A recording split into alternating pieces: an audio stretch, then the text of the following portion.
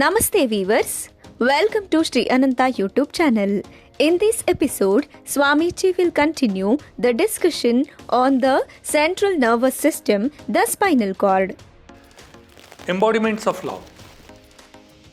In today's episode, we are going to cover the central nervous system part 2, the spinal cord. In my last episode, I have highlighted about the trauma cases of spinal cord. When any road accidents takes place, how our lower limbs gets affected, gets dysfunction, and how the impact will be there related to the motor sensory functions for the brain as well as for the rest of the spinal canal. So, where the reflexes cannot be transmitted either from the brain or from the lower limbs, in the traumatic cases I explained. And in today's episode, I am going to speak about the spinal cord compression, which can either be due to trauma case or non-trauma case. Now, in this case, what it happens is non-trauma cases, when any accident takes place on the road or by fall. So, in such cases, spinal nerve compression or discompressions possibilities are more. Because when any injury takes place, immediately the patient will be admitted into the hospital and intervention of surgery will be there. At that point of time, prior to surgery as well as post surgery, in both the cases if you see, nerve compressions takes place.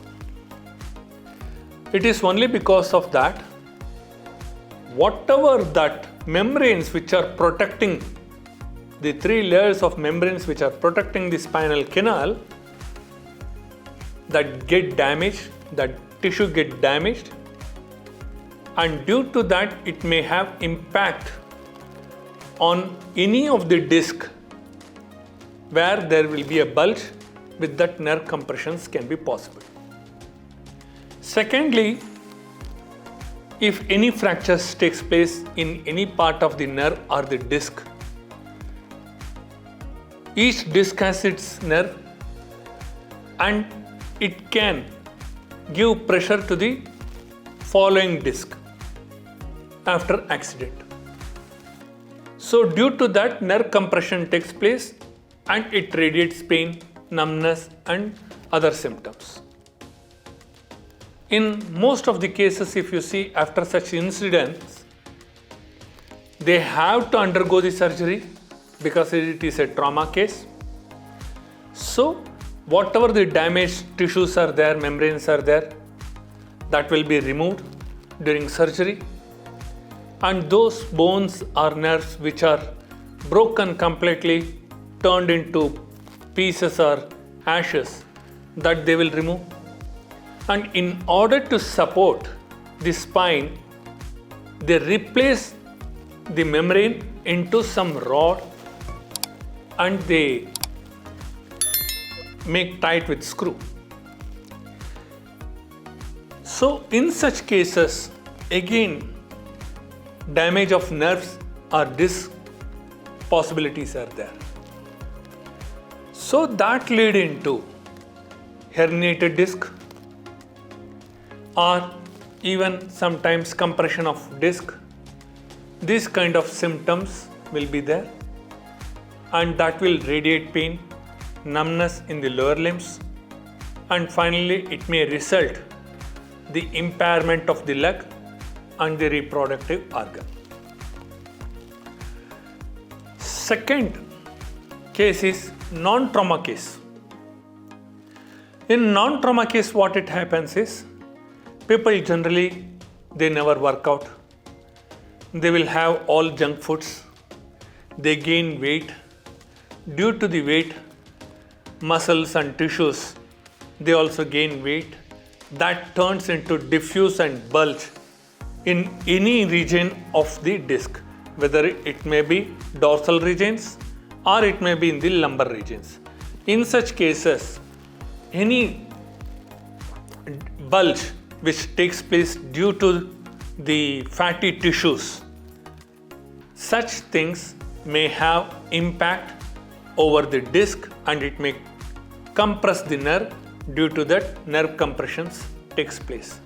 So such cases are non-trauma cases, and that may also lead into herniated disc, but it is not a life-threatening.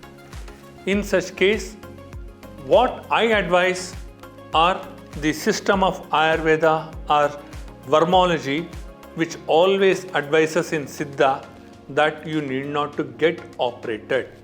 Intervention of surgery is not required, which can be manipulated and stimulated that spine area, whether it is D1 or up to D12, or whether it is C1 or up to C6, or it is lumbar 1 to lumbar 5 or sacrum 1. Whatever may be the case, sacrum 2, generally nothing happens, only fracture takes place, then it is difficult. Otherwise, non-trauma cases up to sacrum 1, L5, S1 what we call, up to that diffuse dislocation, compression, decompressions, all these symptoms you can find. So in such cases, herniated disc, you will definitely, it will have the impact, and that may lead into numbness, pain, loss of this motor sensory organs, neurological imbalances. All these chances are, possibilities are there, which may affect your brain also, central nervous system. So for that, intervention of surgery we can avoid in non-traumatic cases, and with our hands only we can manipulate and stimulate all those diffuses. And in certain cases, if the bulge is very high and we unable to treat with our hands, and we have one more therapy in the Ayurveda Panchakarma that we call it as leech therapy.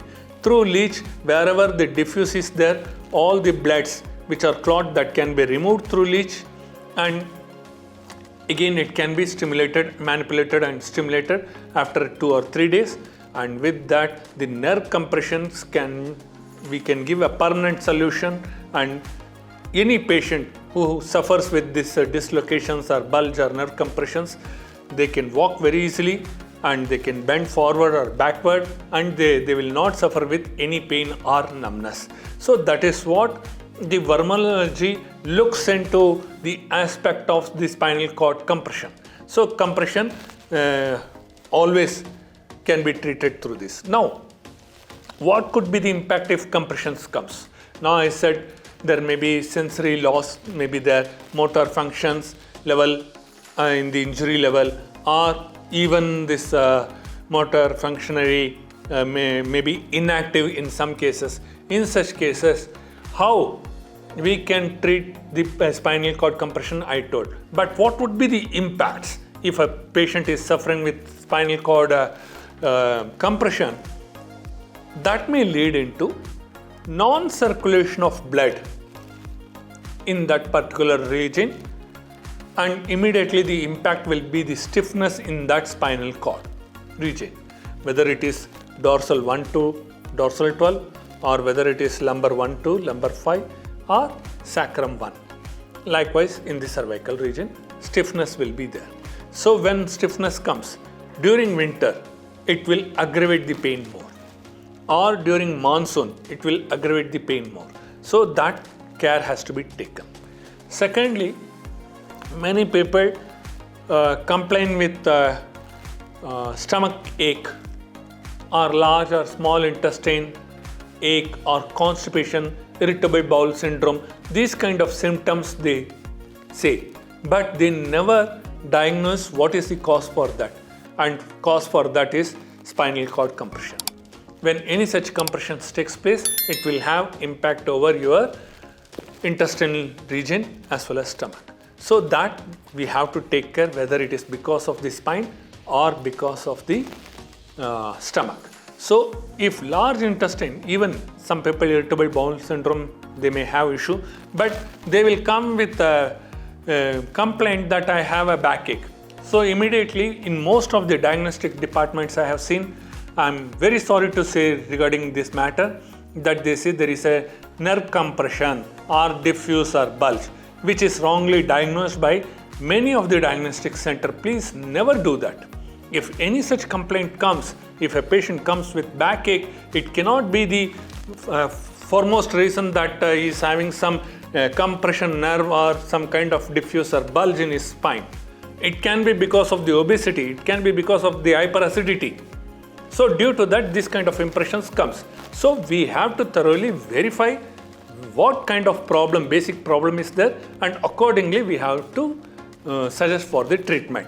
So this diagnostic department, if they go through properly in MRI scanning or CT scanning, they should see whether the person is suffering from irritable bowel syndrome or any constipation, bowel movement issues are there, or any hyperacidity is there, and based on that they have to register the complaint for spinal cord compression, whether it is there or not.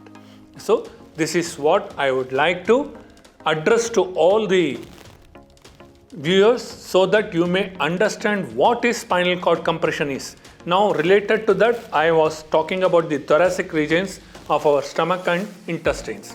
So any such issues comes, first you ensure whether you have irritable bowel syndrome, whether you have constipation issues. So after that you think about your spinal cord. If this issues, irritable bowel syndrome or stomach ache is not there, if it is avoid, then you go for diagnosis of your MRI for your spine. Then you will come to know whether you have spinal cord compression, diffuse or bulge. So this is what I would like to explain today, and in my next episode I will come up with the spinal cord other types of ailments. Till then, stay blessed and enjoy this video, and keep watching our channel so that you may get all the updates about the central and peripheral nervous systems and related pathological impacts on your body. So stay blessed. God bless everyone. Saira.